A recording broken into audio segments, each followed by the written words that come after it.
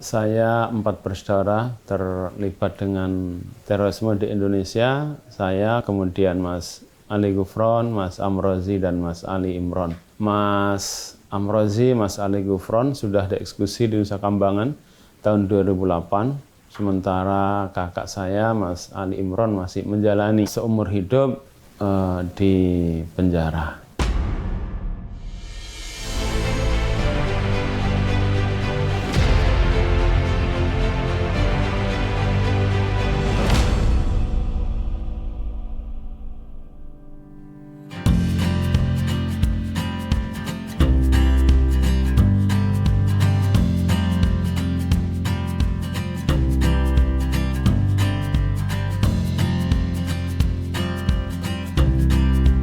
Assalamualaikum warahmatullahi wabarakatuh. Nama saya Ali Fauzi Manzi. Nama alias saya Salman Abu Ridho Ikrimah.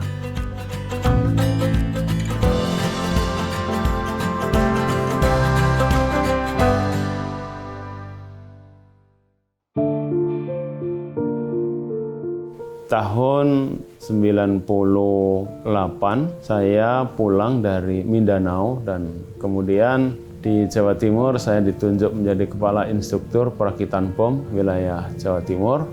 Setahun kemudian saya dikirim ke sana untuk menjadi kepala instruktur milisi di Ambon. Dan kemudian tidak lama konflik Poso muncul juga. Saya ke sana dan kemudian melatih milisi di Poso Kota dan pegunungan-pegunungan di wilayah Sulawesi Tengah. 2002 terjadi bom dasar di Legian, Bali, yang kemudian polisi menemukan salah satu di antara grup pelaku itu adalah kakak-kakak saya.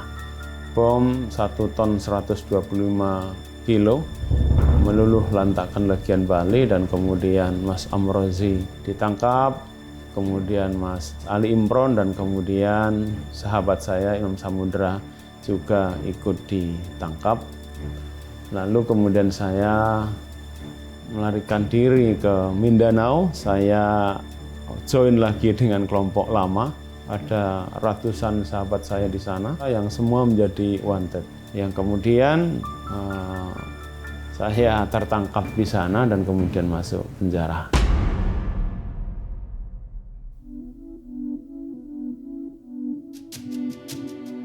Ada soft approach yang dilakukan oleh Polri dan ini merupakan trigger saya mau melakukan afirmasi bahwa saya dulu berprasangka buruk, mindset saya terhadap polisi semuanya jahat, semuanya tauhid, tapi pada senyatanya ketika saya kenal dengan polisi banyak kebaikan-kebaikannya. Tidak lama kemudian saya dibebaskan. Saya jujur pada waktu itu agak bingung mau kerja apa. Sementara life skill saya pas-pasan, nggak punya pengalaman karena bertahun-tahun menjadi gerilyawan yang kemampuan hanya bisa menembak, hanya bisa merakit bom. Saya mencoba juga melamar pekerjaan. Setiap interview yang ditanyakan keahliannya apa, saya jujur saja ya keahliannya merakit bom. Ya tentu ya 2 kali saya ditolak dan kemudian saya kembali lagi mengajar di pesantren lama saya bisnis kecil-kecilan. Ngambil barang dari Surabaya dan kemudian saya pulang ke sini saya jual. Saya pikir aksi-aksi terorisme berhenti, tetapi tidak. 2010, 2012, 2014, dan sampai 2016 aksi-aksi teror terus berkelanjutan yang kemudian ini menginspirasi saya untuk membuat sebuah wadah.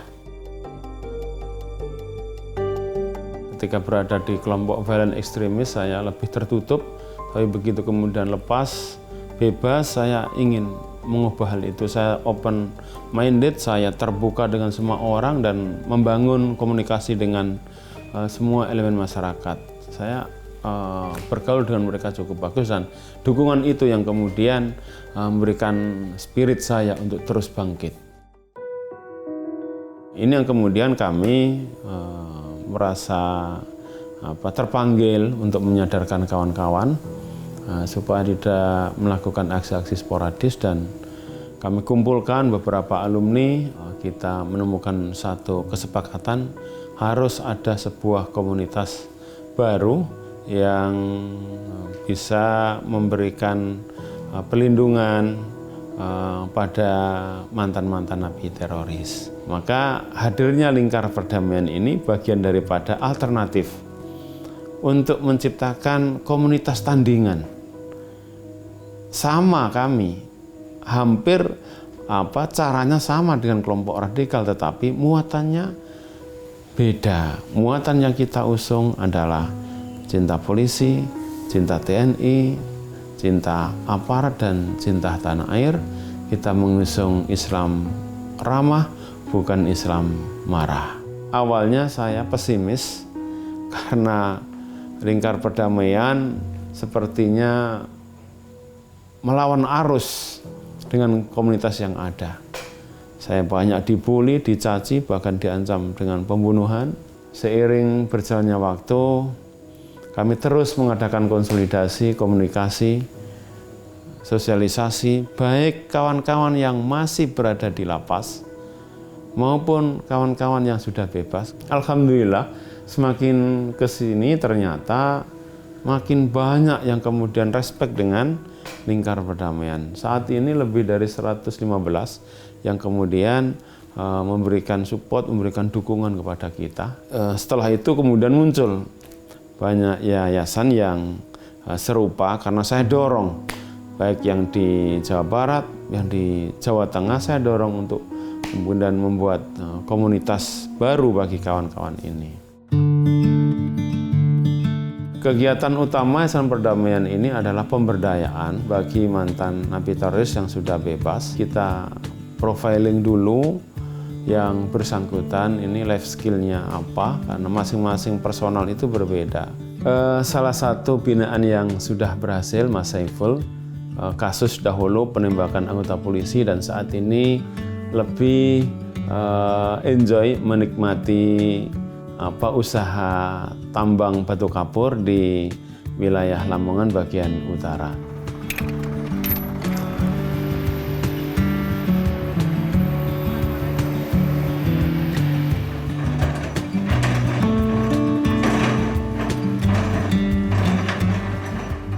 Assalamualaikum warahmatullahi wabarakatuh. Nama saya Saiful Arif, asal Lamongan.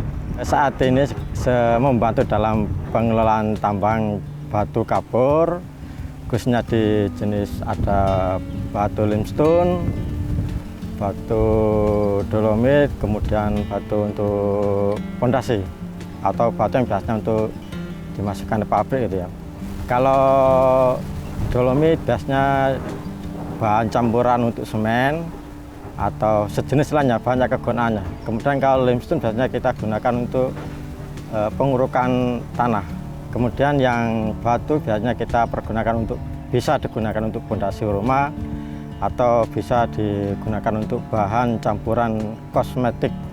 Saya berterima kasih kepada Yayasan Lingkar Perdamaian, yang mana dengan bergabungnya saya di Yayasan Lingkar Perdamaian membantu saya lebih move on, lebih bisa hidup bermasyarakat, dan yang lebih pentingnya membantu saya dalam menopang ekonomi keluarga saya.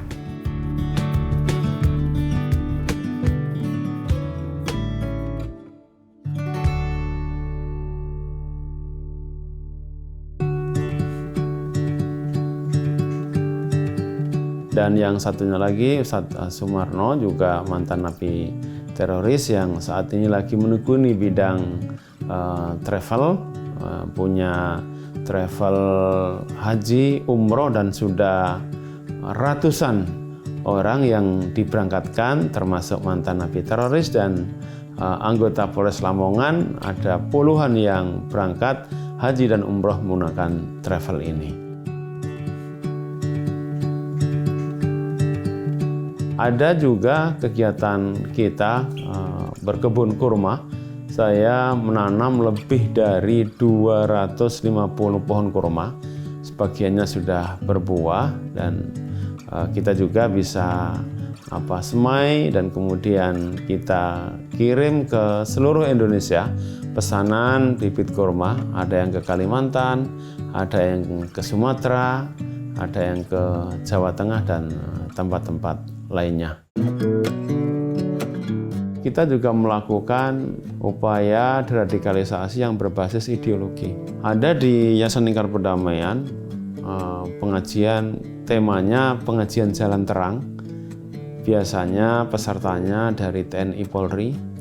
Saya gabung dengan mantan napi teroris dan kombatan, dan kemudian saya undang para korban bom untuk bertutur kisah mereka. Di penutup acara kemudian saya memberikan beberapa mauidhah, pesan-pesan, tausiah saya kepada mereka. Ini sudah berjalan masuk tahun kedua. Dan juga ada kajian-kajian di masjid, bagaimana kita mampu mengubah mindset yang dulu polisi, TNI, aparat negara sebagai lawan, maka kita mengubah pemikiran itu, mereka bukan lawan tapi kawan kita. Sampai kemudian kita melakukan deradikalisasi untuk kegiatan-kegiatan yang bersifat kebangsaan. Udah tahun keempat ini kita melakukan upacara bendera di halaman Lingkar Perdamaian, di alun-alun kabupaten, dan semua pelakunya adalah mantan napi teroris. Peran BNPT memberikan dukungan moral. Pas kemarin kunjungan Pak Kepala yang baru, Komjen Pol Boy Rafli Amar ke sini cukup ramai dan makin banyak kawan-kawan yang mau datang ke tempat ini. Ada puluhan yang kemudian berfoto dengan Pak Kepala BNPT. Saya senang. Ini bagian daripada proses. Memang proses ini tidak bisa dipaksakan, mengalir saja. Saya tidak biasa memaksakan mereka, jadi biarlah mereka datang sendiri. Dan saya kemarin senang sekali, ibu-ibu yang saat ini suaminya juga masih di penjara juga menyambut beliau. Bahkan ibu saya ikut menyambut beliau. Anak-anak TPQ ada sekitar 90 orang juga menyambut beliau dengan bendera merah putih, dan itu pemandangan cukup menarik bagi saya. Dukungan-dukungan itu tetap terus kita butuhkan. Ada dukungan dari Pemkab. Alhamdulillah Pak Bupati Lamongan memberikan hibah juga mobil ke yayasan. Saya sebagai pimpinan Yayasan Lingkar Perdamaian mengucapkan terima kasih peran BNPT yang telah memberikan bantuan ekonomi terhadap para mantan napi teroris. Saya harapkan kawan-kawan, setiap orang yang baik punya masa lalu, dan setiap orang yang jahat juga punya masa depan. Setiap orang punya kesempatan yang sama untuk bisa berubah menjadi lebih baik. Artinya kita harus berangkat daripada diri sendiri kita untuk merubah. Jangan sampai kita jatuh ke lubang yang sama.